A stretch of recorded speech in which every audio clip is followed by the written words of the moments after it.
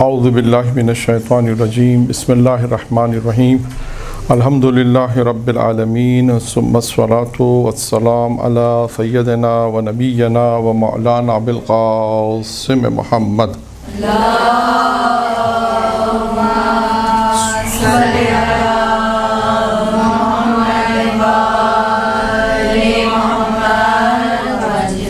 وأهل بيته الطيبين الطاهرين المعصومين المنتخبين الميامين أما بعد قال سبحانه وتعالى في كتابه الكريم بسم الله الرحمن الرحيم الحمد لله رب العالمين. آج جس موضوع پہ گفتگو کرنا ہے وہ ہے سورہ حمد کے حوالے. سورہ حمد میں ویسے تو بہت سی گفتگو ہے، بہت سے جہد پڑھنے کے ثواب بیان کیے گئے ہیں اور مختلف چیزیں بیان کی سورہ حمد کے حوالے سے، لیکن آج سورہ حمد کے حوالے سے جو بیان کرنا ہے کہ اس کے موضوعات کیا کیا ہیں، صرف تاکہ آپ کو یہ پتہ ہو کہ سورہ حمد کے موضوعات کیا ہیں. کہ اگر یہ اس لیے بیان کیا جا رہا ہے کہ آپ کو ماہ رمضان میں اگر درس دینا ہو یا مجلس بھی پڑھنی ہو تو مجلس بھی پڑھی جا سکتی ہے، ماہ رمضان کے درس بھی دیا سکتے ہیں، اور آپ کے کم از کم یہ علم ہو کہ اس سورہ کے موضوعات کیا کیا ہیں. ایک یہ موضوع کا سورہ صرف ہم موضوعات بیان کریں گے، اس آیت سے یہ موضوع نکلتا ہے، اس آیت میں یہ موضوع ہے، ایک بات. دوسرا یہ جو اہم چیز ہے، یہ سورہ دو حصوں میں تقسیم کیا گیا ہے. یہ سورہ دو حصوں میں تقسیم کیا گیا ہے. ایک سورہ میں جو ایک چیز ہے وہ خداوند متعال کی حمد و ثنا ہے. دوسری چیز جو اس میں ہے وہ مناجات اور حاجات و ضرورت، یعنی مومن کی ضرورت اور حاجات وغیرہ کا ذکر ہوگا. وہ آئے گا کہ اس سورہ کو دو حصوں میں کس طرح تقسیم کیا گیا ہے. تو اسی لیے شروع کرتے ہیں کہ سورہ حمد کے موضوعات. دیکھیں، موضوعات میں سب سے پہلے جب سورہ حمد پڑھیں گے تو سب سے پہلی آیت کون سی ہے؟ بسم اللہ الرحمن الرحیم. اس سے کیا موضوع نکل کے سامنے آتا ہے؟ شروع اللہ کے، یعنی ہر کام کی ابتدا کا سرنامہ کلام کیا، اور ہر کام کی شروع کرتے وقت ہمیں خدا کی ذات و پاک سے مدد طلب کرنے کی تعلیم دی جاتی ہے. اچھا، اب یہاں سے آپ کو اگر کوئی بسم اللہ کی فضیلت پہ پڑھنا ہو، بسم اللہ کی اہمیت، فضیلت، مقام، منزلت، اس کے واقعات، یہ سب یہاں سے نکل کر آئیں گے. یعنی سورہ حمد سب سے پہلی چیز اس سے کیا موضوع نکلتا ہے کہ ہم اللہ کے نام سے شروع کرتے ہیں. جو بڑا بعد میں آئے گا اس کی فضیلت بعد میں آئے گی، لیکن کیا ہم شروع کرتے ہیں اللہ کے نام سے. ہر کام کی ابتدا اللہ کے کام سے. آپ دیکھیں خود بہت سے واقعات بسم اللہ کے جو واقعات اس میں یہی کہ آپ کو کام کریں تو بسم اللہ شروع میں بیان کریں. ایک موضوع یہ ہے. دوسرا کیا ہے؟ دوسری آیت کون سی ہے؟ الحمدللہ رب العالمین. یہ کیا ہے؟ یہ اس بات کی تکرار ہے کہ خدا کی خلقت، تربیت، حاکمیت کی بنیاد رحمت و عطوفت پر ہے، اور دنیا کا نظام تربیت الہی قانون پر قائم ہے. اچھا، میں جتنی باتیں بھی بیان کر رہا ہوں تفسیر نمونہ جلد اول، تفسیر نمونہ جلد اول. اچھا، میرا خیال ہے بتانا نہیں پڑے گا باری باری، سب پہلے اپنے موبائل سائلنٹ کر دیں، کیونکہ ایک ہو گیا تو اس لیے میں نے کہا نہیں کچھ. ٹھیک ہے، اب سب چیک کر لیں، مسئلہ نہیں ہے، سائلنٹ پہ کر لیں، چیک کر لیں، چیک کرنے کا ٹائم ہے.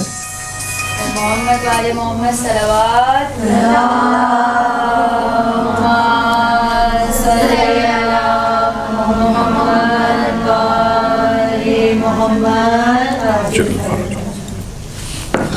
ٹھیک ہے. اب یہاں پر الحمدللہ رب العالمین سے اس کا میں ترجمہ نہیں پڑھ رہا ہوں، صرف موضوعات بیان کر رہا ہوں. یہ ذہن میں رکھیے گا، ترجمہ الگ ہے. آپ جائیں قرآن مجید میں اس کے ترجمے کو دیکھیں، آسان سمپل ترجمہ ہے، لیکن صرف آپ کو اس بات کی طرف توجہ دلانی ہے کہ اس سورہ میں کتنے موضوعات ہیں. ہر آیت کے اندر ایک نیا موضوع ہے. اس میں کیا فرمایا کہ یہ اس بات کی تکرار کہ خدا کی خلقت، خدا کی تربیت، حاکمیت کی بنیاد رحمت اور عطوفت پر ہے.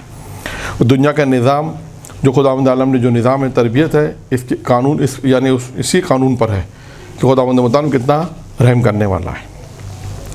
پھر کون سی آیت ہے؟ الحمدللہ رب العالمین. پھر کیا ہے؟ مالک یوم. نہیں، الحمدللہ رب العالمین الرحمن الرحیم، پھر مالک یوم الدین۔ الرحمن الرحیم تو رحمان کی طرف اشارہ ہے، رحیم کی طرف اشارہ ہے اس میں۔ پھر کون سی آیت ہے؟ الرحمن الرحیم مالک یوم الدین، مالک یوم الدین۔ یہ آیت مات کی طرف اشارہ ہے، قیامت۔ یعنی اگر آپ ایصال ثواب کی مجلس پڑھنا چاہیں تو آپ اس جملے کو، صرف اس جملے کو پڑھیں اور موت کے اوپر مجلس پڑھ سکتی ہیں۔ یعنی یہ آیت مات، اعمال کی جزا اور سزا اور اس عظیم عدالت میں خداوند متعال کی حکمیت کی جانب توجہ دلاتی ہے۔ یعنی یہ آیت کیا ہے؟ مالک یوم الدین، خداوند متعال سے کہ خدا تو مالک ہے کس چیز کا؟ یوم قیامت کا۔ یہ آیت مات کی طرف، یعنی جو لوگ مات کے منکر ہیں اس پہ بہترین دلیل ہے کہ خداوند متعال نے ایک نہیں کئی آیت جو ہے وہ مات پر دلالت کرتی ہیں۔ تو یہ آیت موضوع ہے قیامت، روز قیامت، سزا اور جزا۔ جو انسان دنیا میں جو کام انجام دے گا اس کے سزا و جزا روز قیامت میں اسے ملے گی۔ اور پھر حاکمیت ہے، پروردگار کی حکومت ہے، خداوند متعال حاکم ہے، سزا و جزا دینے والا ہے۔ پھر کون سی آیت ہے؟ ایاک نعبد و ایاک نستعین۔ یہ کیا ہے؟ یہ توحید عبادی کا بیان ہے اور انسانوں کے لیے اس اکیلے، یعنی انسان جو تنہا ہے اس کا مرکز ہے، یعنی خدا ہی مرکز ہے۔ یعنی انسان کی توحید، یعنی انسان جو عبادت کرتا ہے ان تمام انسانوں کے لیے اکیلا مرکز کا ذکر ہے۔ یعنی تنہا مرکز کون سا ہے؟ خدا ہے، جو سب کا آسرا اور سہارا ہے۔ یعنی خدا ہی ہے، جو کچھ ہے وہ خدا ہی ہے۔ یعنی انسان جو خداوند متعال کی عبادت کرتا ہے، یعنی خدا سے کہتے ہیں، یعنی ہم تیری عبادت کرتے ہیں تو اس سے مدد چاہتے ہیں، یعنی کیا کہتے ہیں کہ پروردگار، اس میں موضوع کیا ہے؟ توحید، خدا سے مدد مانگنا۔ ایک دوسرا موضوع مدد ہے، ایک توحید ہے۔ پھر اس کے بعد آسرا، سارا آسرا کس پر ہے؟ خداوند متعال پر ہے۔ تمام کے تمام جو آسرا ہے وہ خداوند متعال پر ہے۔ اس کے بعد کیا ہے؟ اہدنا الصراط المستقیم۔ یہ آیت بندوں کی احتیاج ہدایت، یعنی بندہ جو محتاج ہدایت ہے اور اشتیاق ہدایت کو بیان کرتی ہے، یعنی انسان ہدایت کے موضوع کے اوپر ہے۔ پھر اس کے بعد فرمایا یہ آیت اس طرف بھی توجہ دلاتی ہے کہ ہر قسم کی ہدایت اسی کی طرف ہے۔ یعنی یہ آیت کا مرکز کیا ہے؟ یہ آیت کا مرکز کیا ہے؟ ہدایت۔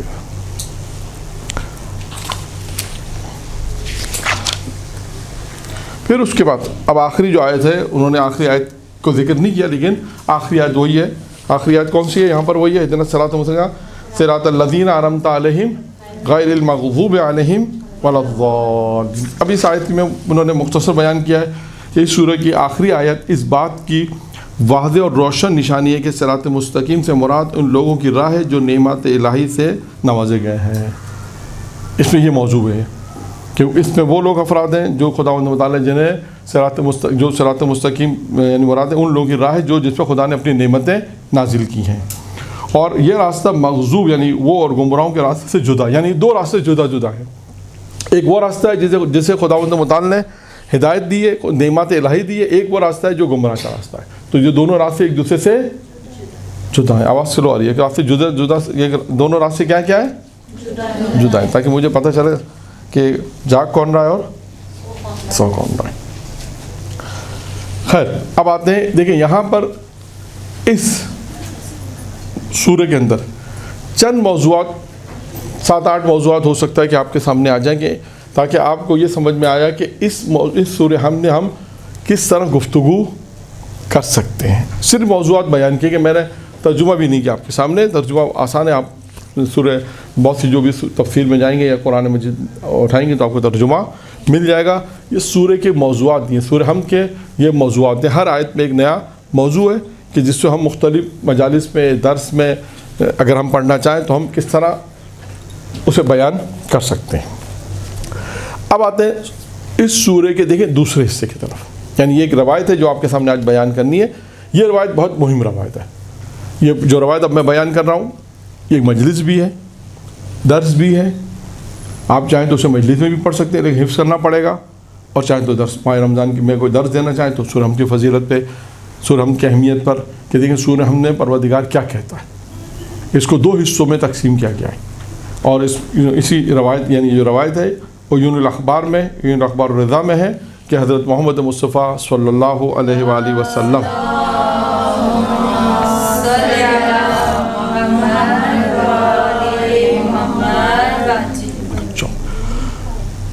کہ پیغمبر اسلام سے اسی سلسلے کی ایک روایت منقول ہے جس میں آپ نے فرمایا، اب دیکھیے پہلے اس سورہ کو یوں سمجھ رہے ہیں کہ جب ہم پڑھتے ہیں سورہ جب پڑھیں گے تو کیا کیا الفاظ اس سورہ میں بھی ہم نے پڑھے کہ ہم بسم اللہ پڑھیں گے، پھر بسم اللہ الرحمن الرحیم، الحمدللہ رب العالمین، الرحمن الرحیم، یہ جتنے الفاظ ہیں یعنی جو ہم پورے سورہ کو ادا کریں گے تو یہ تو ہم ادا کر رہے ہیں، پروردگار اس کے مقابلے میں کیا دے رہا ہے، یہ مہم ہے۔ یعنی عام یعنی اس سورہ کو اس لیے کہا کہ دو حصوں میں تقسیم کیا گیا ہے، ایک حصہ کیا ہے بندے کا ہے، ایک کام بندہ انجام دے رہا ہے، دوسرا خدا کی طرف سے۔ تو اس سورہ کی اہمیت اس سورہ کی اس سے اہمیت کا اندازہ ہوتا ہے۔ وہ روایت بھی جو روایتیں آئی ہیں سورہ حمد کے متعلق کہ سورہ حمد نے ہر چیز کی شفا ہے سوائے موت کے، معروف روایت ہے، یہ بھی پیغمبر کی روایت ہے کہ سورہ حمد نے۔ لیکن میں آپ سے ایک سوال پوچھتا ہوں، یہ روایت آپ نے سنی ہے؟ جیسا جواب میرا کہ اس سورہ میں تمام مرض اور تمام بیماریوں کے علاوہ تمام شفا سوائے موت۔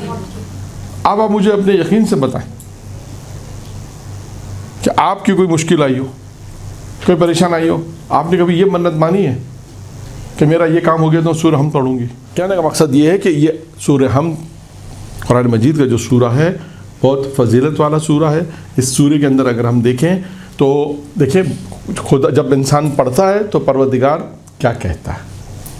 آئیے خداوند عالم کا ارشاد ہے، میں نے سورہ حمد کو اپنے اور اپنے بندوں کے درمیان تقسیم کر دیا، پیغمبر کی روایت ہے، لہذا میرا بندے پر حق رکھتا ہے، یعنی میرا بندے پر حق ہے، حق رکھتا ہوں میں کہ وہ جو چاہے مجھ سے مانگے، جب وہ مانگے تو میں اسے عطا کروں گا۔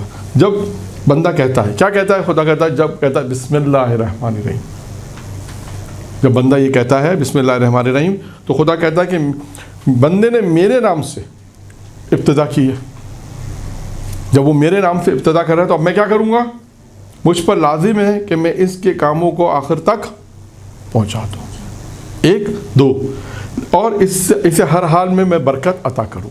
دو چیزیں پروردگار اس سورہ یعنی اس سورہ کی جو بسم اللہ انسان پڑھے گا تو دو فائدے اس کو ملیں گے، جو خدا کہہ رہے ہیں مجھ پر لازم ہے کہ میں اس کے کام کو انتہا تک پہنچاؤں، اور دوسرا اس کو ہر حال میں اس کو برکت عطا کروں گا۔ یہ صرف لفظ بسم اللہ الرحمن الرحیم پڑھنے کا فائدہ ہے۔ میں آپ پر امیر المومنین علی بن طالب علیہ الصلوۃ والسلام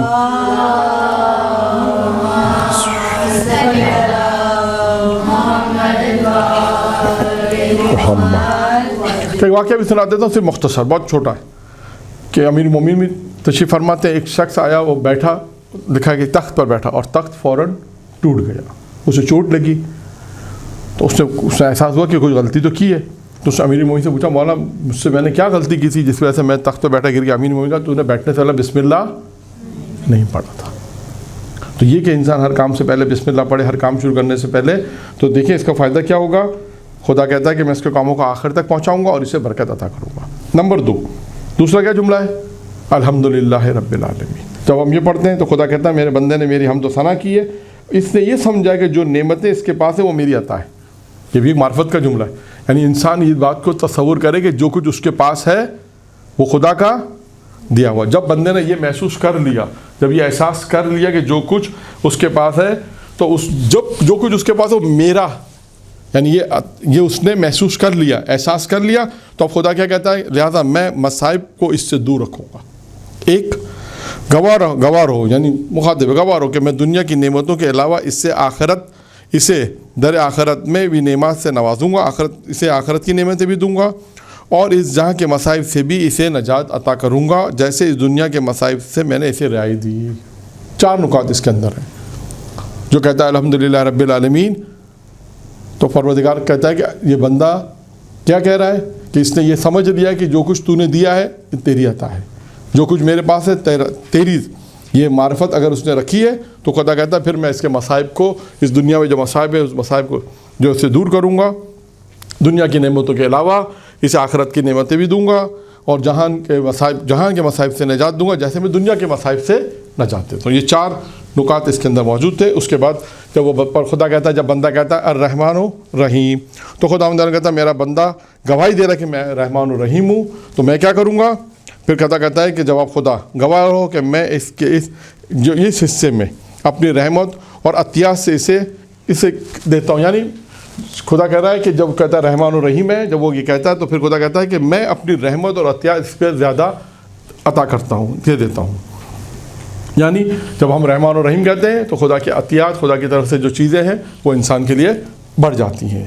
مالک یوم الدین، تو خدا فرما جب کوئی یہ کہتا ہے تو خدا کہتا ہے کہ گوارو جس طرح اس نے روز قیامت کی، یعنی روز قیامت کی تیری حاکمیت، یعنی کیا اعتراف کیا؟ روز قیامت کے یہ اعتراف کیا کہ پروردگار ہے تیری حاکمیت ہے، تیری مالکیت کا اعتراف کیا. اب خدا کیا کہتا ہے؟ دیکھیں دو حصوں میں اس کو ذہن میں رکھیں، دو حصوں کے اندر ہے. ایک میں بندہ کیا کہتا ہے، ایک میں پروردگار اسے کیا عطا کرتا ہے. اب جب جو کہتا ہے مالک یوم الدین، یعنی خدا روز قیامت کا مالک ہے اور حاکمیت بھی تیری ہے، ملکیت بھی تیری ہے، مالکیت بھی تیری ہے، تو اس وقت پروردگار کہتا ہے جو اس بات کا اقرار کرتا ہے تو میں اسے حساب و کتاب کے دن، اس کے حساب و کتاب والے دن کیا کروں گا؟ حساب و کتاب کو آسان کر دوں گا. ایک. دو، اس کی نیکیوں کو کیا کروں گا؟ قبول کروں گا. اور تیسرا، اس کی برائیوں کو اس سے درگزر کر دوں گا. اب آپ دیکھتے جائیے کہ سورہ حمد میں انسان جو باتیں خدا کے، یعنی انسان جو باتیں عطا کرتا ہے تو پروردگار اس کو کیا کچھ عطا کیا کرتا ہے. یہاں تک ہم پہنچ گئے. اب آئیے ایاک نعبد. جب خدا کہتا ہے، جب بندہ یہ کہتا ہے، میرا بندہ جب یہ سچ کہہ رہا ہے کہ وہ صرف میری عبادت کرتا ہے، کہتا ہے ایاک نعبد، تو خدا کہتا ہے تو تم گواہ رہنا، تو تمہیں گواہ قرار دیتا ہوں کہ اس خالص عبادت پر میں ایسا ثواب دوں گا کہ وہ ان لوگوں کو کہ جو اس کے مخالف تھے اس پر حیران رہ جائیں گے، رش کریں گے، حیران ہو جائیں گے کہ اللہ نے ان کو کتنا کہہ دیا ہے، کتنا ثواب دیا ہے. یعنی پروردگار کیا کہتا ہے کہ جو یہ لفظ کہے گا ایاک نعبد کہے گا کہ خدا ہم نے تیری عبادت کرتا ہوں، تو خدا کہتا ہے کہ اس کی یہ خالص عبادت کے عوض میں اسے ایسا ثواب دوں گا کہ جو اس کے مخالف تھے، یعنی جو عبادت نہیں کرتے تھے، وہ روز قیامت میں حیران ہو کیا ہو جائیں گے؟ حیران ہو پریشان ہو جائیں گے. میں خیال سب کو نیند آ رہی ہے دوپہر میں آج. خیر، جب وہ کہتا ہے ایاک نعبد کے بعد کیا ہے؟ ایاک نستعین. جب وہ کہتا ہے ایاک نعبد کے بعد کہتا ہے ایاک نستعین. جب وہ کہتا ہے ایاک نستعین تو خدا فرماتا ہے کہ میرے بندے مجھ سے مدد چاہتے ہیں. جب میرے بندے مجھ سے مدد چاہتے ہیں اور جب یہ کہتے ہیں تو صرف مجھ سے ہی پناہ مانگتے ہیں، تو گواہ رہنا کہ اس کے کاموں میں اس کی مدد کروں گا. جب وہ خدا سے مدد طلب کرتا ہے تو خدا اس کی مدد کرتا ہے. خدا کہتا ہے نمبر 1 اس کے کاموں میں مدد کروں گا. نمبر 2 سختیوں اور تنگیوں میں اس کی فریاد کو پہنچوں گا. نمبر 3 اور پریشانی کے دن دستگیر، یعنی اس کی مدد کروں گا، دستگیری کروں گا، یعنی اس کی مدد کروں گا. یعنی پروردگار عالم سورہ حمد کے اندر یہ ارشاد فرما رہا ہے کہ جو اس سے مدد طلب کرے گا تو خداوند عالم کس طرح اس کی مدد کرے گا اور کس طرح اس کی سختیوں کو، پریشانیوں کو، تنگیوں میں فریاد میں پہنچے گا اور باقی پریشانیوں کے دنوں میں اس کی مدد کرے گا. خدا یہ کہتا ہے کہ جب وہ بندہ یہ کہتا ہے کہ اہدنا الصراط الصراط المستقیم، اور آخری آیت ہے یہ صراط الذین انعمت علیہم. ٹھیک ہے، اب تو خدا فرماتا ہے کہ میرے بندے کی یہ خواہش پوری ہو گئی، یعنی مجھے ہدایت دے، ہے نا. خدا مجھے سیدھے مجھے ہدایت، مجھے جو ہے وہ صراط مستقیم پر رکھ. اب اس کے پروردگار کہتا ہے، خدا کہتا ہے میرے بندے کی خواہش پوری ہو گئی، اب جو کچھ وہ چاہتا ہے مجھ سے مانگے، میں اس کی دعا کو قبول کروں گا، اور جس چیز کی امید لگائے بیٹھا ہے وہ اسے عطا کیا کروں گا؟ خدا عطا کروں گا. اور جس چیز سے خائف یعنی خوف ہے اس سے میں اس کو امن دوں گا. دوبارہ پڑھ دیتا ہوں یہ آخری آیت. جب کوئی یہ کہتا ہے اہدنا الصراط المستقیم صراط الذین انعمت علیہم غیر المغضوب علیہم ولا الضالین، تو خدا فرماتا ہے میرے بندے کی خواہش پوری ہو گئی. اب جو کچھ وہ چاہتا ہے مجھ سے مانگتا ہے تو میں اس کی مدد، میں اس کی دعا کو قبول کرتا ہوں. جس چیز کی امید لگائے بیٹھا ہے وہ میں اسے عطا کرتا ہوں. اور آخری چیز فرمایا، اور جس چیز سے وہ خوف سے ہے، جس چیز کا اسے خوف ہوتا ہے میں اسے امن دیتا ہوں. تو یہ سورہ حمد اور اس کے اعتبار سے کچھ باتیں تھیں کہ یعنی پروردگار عالم اس سورہ حمد میں کیا ارشاد فرما رہا ہے؟ 2 حصوں میں. کہ اگر بندہ اگر پروردگار سے جو بسم اللہ سے لے کر آخری تک جو ہم نے بھی آپ کے سامنے مختصر اس کا بیان کیا، یہ تمام چیزیں جو میں نے بیان کی تفسیر نمونہ جلد نمبر 1 سورہ حمد کی تفسیر میں آپ جائیں، بالکل شروع میں آپ کو ساری چیزیں وہاں پر مل جائیں گی، وہیں سے میں نے روایت کو کوٹ کیا ہے آپ کے سامنے۔ تو یہاں پر ایک جلسہ ہمارا مختصر جو تقریباً سورہ حمد کے حوالے سے مکمل ہو گیا کہ سورہ حمد کی فضیلت، اور اس میں یعنی اس کو یوں کہہ سکتے ہیں کہ بندے کا اور خداوند متعال کا کیا ارتباط ہے۔ سورہ حمد کے اندر خداوند متعال اور بندے کا کیا ارتباط ہے، بندہ جب خدا کو پکارتا ہے، جب سورہ حمد کی تلاوت کرتا ہے تو خداوند متعال اسے کیا کیا چیزیں عطا کرتا ہے۔ درود پڑھیں محمد و آل محمد۔